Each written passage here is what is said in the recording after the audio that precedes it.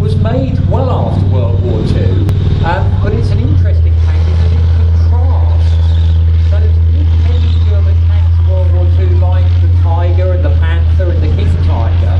When the Germans had the opportunity to build a new tank after the Second World War, when the German army was set in motion again, they decided to go in the opposite direction. Instead of massive guns, instead of thick armour protection, they decided to go for speed.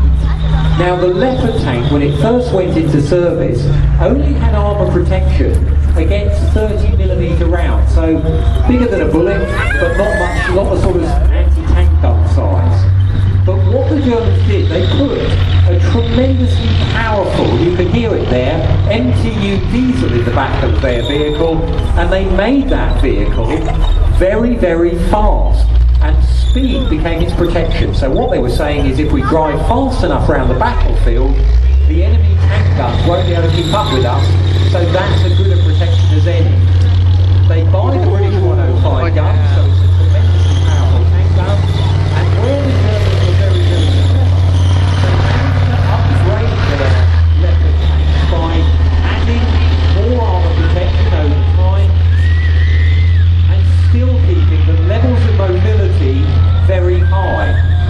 Now the Leopard really replaced the Centurion in a lot of countries' armouries around the world. After World War II, a lot of the Commonwealth countries bought Centurion tanks from Britain. A lot of non-Commonwealth countries came and bought the Centurion.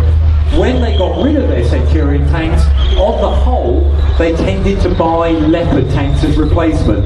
And in many ways, the Leopard has now become, for many, the European main battle tank.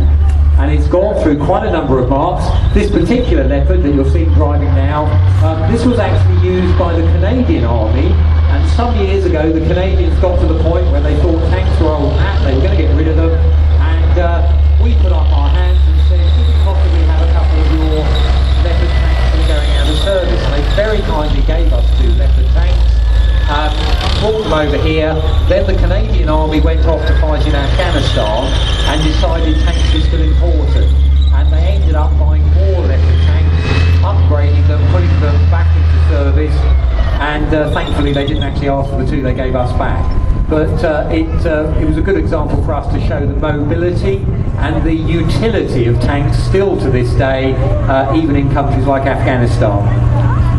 So that was what the Germans built after World War II. Now we're going to bring on for you now the tank that I imagine you're waiting for.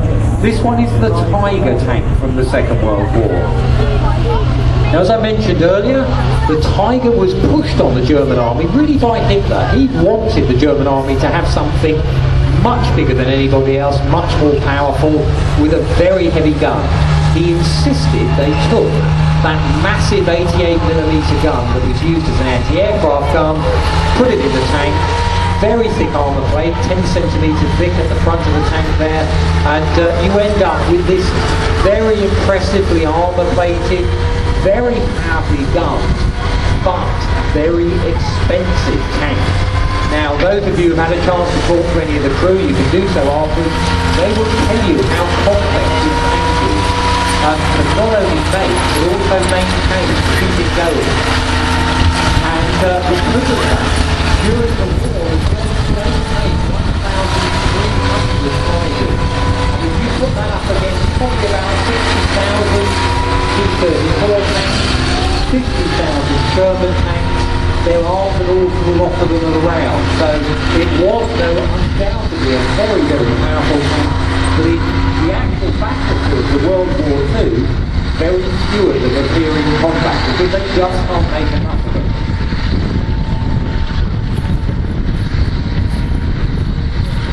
Now the Tiger's got a crew of 5 inside there. At the moment, with the driver's down in the front as you're facing the vehicle. He's on the left-hand side, the right-hand side. The bow machine gunner and the radio operators on the left-hand side. Commander, gunner, loader all in the turret. All those wheels to spread out the weight of such a big heavy tank, well over 50 tons.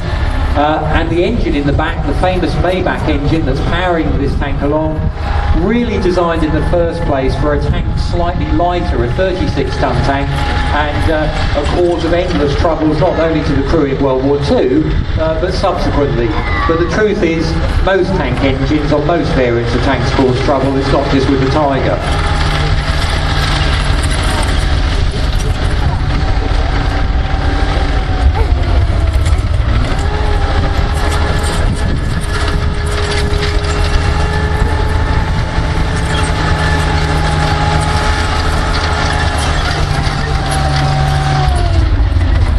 Now, our Tiger, as many of you know, was captured in North Africa, in Tunisia, in early 1943.